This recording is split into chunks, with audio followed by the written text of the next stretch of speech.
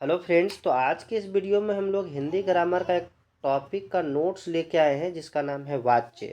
तो इस वीडियो में हम लोग वाच्य का एक अच्छा खासा नोट्स देखने वाले हैं। इसके अलावा इसको हम समझने का भी कोशिश करेंगे। तो आइए हम स्टार्ट करते हैं इस वीडियो को। सबसे पहले समझते हैं कि वाच्य होता क्या है। वाच्य को इंग्लिश में वॉइस बोलते हैं। ठीक।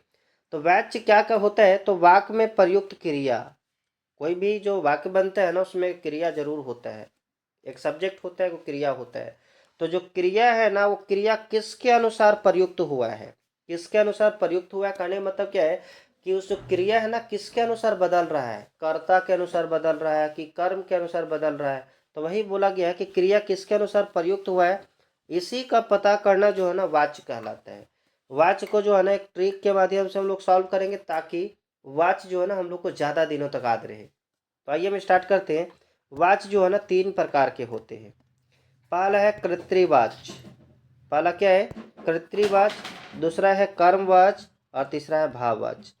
तो हम अभी ऊपर बताए कि क्रिया का किसके अनुसार बदल रहा है ना, मतलब क्रिया का लिंग और वचन किसके अनुसार बदल रहा है, ये पता करना वाच्य कहलाता है। अगर वो कर्ता के अनुसार बदल रहा होगा तो कृत्रिवाच्य होगा। अगर वो कर्म के अनुसार बदल रहा होगा तो कर्मवाच्य होगा। अगर ये दोनों के अनुसार नहीं बदल रहा होगा तो भाववाच्य होगा। ठीक। इसका पहचान जो है ना, कृत्रिवाच्य में ने विभक्ति चिन्ह का प्रयोग हो सकता है। इसमें द्वारा और इसमें से ये विभक्ति चिन्ह याद रखेंगे। जैसे राम पढ़ता है, राम द्वारा पढ़ा जाता है। यहाँ पे द्वारा जब भी लग जाएगा ना, समझ जाएंगे ये क्रमवाच्य हो गया। क्या हो गया? क्रमवाच्य हो गया। ठीक। तो यहाँ पे देखिए द्वारा किस में लगता है? क्रमवाच्य में। और यहाँ पे से, जैसे राम से पढ़ा नहीं जाता, तीनों बात एक ही है। राम पढ़ता है, राम द्वारा पढ़ा जाता है, राम से पढ़ा नहीं जाता है। तो अगर से विभक्ति चिन्ह लग गया ना, यहाँ पे देखिए घमंडी, घमंड का सेंस आ रहा है, एटीट्यूड का सेंस आ रहा है। राम से पढ़ा नहीं जाता, अरे पढ़ने के लिए पढ़ सकता है, झूठ में काहे के लिए बोलता है कि नहीं? राम से पढ़ा नहीं जाता, उससे सोया नहीं जाता, उससे चला नहीं जाता, उससे खाया नहीं जाता, है कि नहीं? तो इस तरह का जो वाक्य होगा ना, उसको भाववाच्य बोलते हैं। आइए हम समझते हैं तीनों का डिफिनेशन। देखिए सबसे पहले कृत्रिवाच्य। आदि वाक्य में प्रयुक्त क्रिया, वाक्य में प्रयुक्त क्रिया का लिंग और वचन, लिंग या वचन अधिक कर्ता के अनुसार, किसके अनुसार? कर्ता के समान हो या कर्ता के अनुसार परिवर्तित होता हो तो उसे क्या बोलते हैं? कृत्रिवाच्य। जैसे राम चाय पीता है, तो यहाँ पे ये जो है ना, चाय एक स्त्रीलिंग शब्द है। अगर चाय के अनुसार बदलता तो यहाँ स्त्रीलिंग के अनुसार यहाँ पे पीता नहीं पीती होता।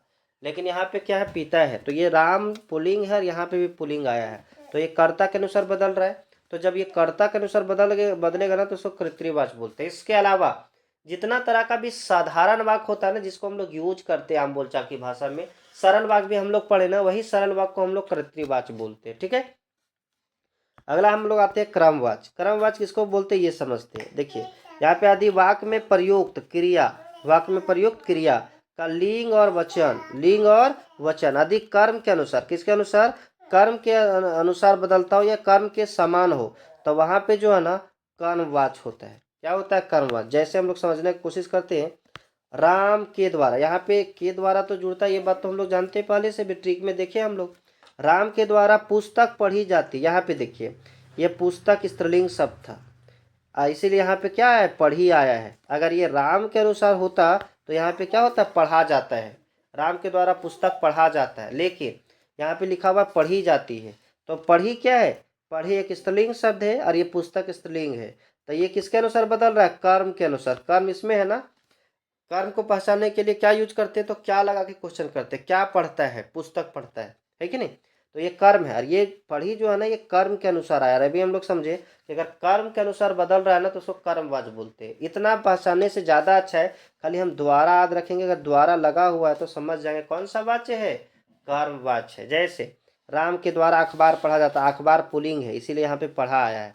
लेकिन इतना ना पहचान करके हम द्वारा खाली देखेंगे, अगर द्वारा है तो कौन सा वाच्य? कर्मवाच्य। अंतिम है भाववाच्य। भाववाच्य समझते हैं। यदि वाक्य में प्रयुक्त, यदि वाक्य में प्रयुक्त क्रिया का लिंग और वचन, कर्ता एवं कर्म दोनों के अनुसार नहीं बदल रहा है, अगर ना कर्म के अनुसार बदल रहा है ना कर्ता के अनुसार बदल रहा है ना, तो उसको भाववाच्य बोलते हैं। जैसे इसमें जो है ना जनरली से लगता है और इसमें थोड़ा सा एटीट्यूड वाला बात आता है। ठीक। तो ये हम लोग समझेंगे। जैसे यहाँ पे लिखा हुआ है राम से पढ़ा नहीं जाता, राधा से सोया नहीं जाता।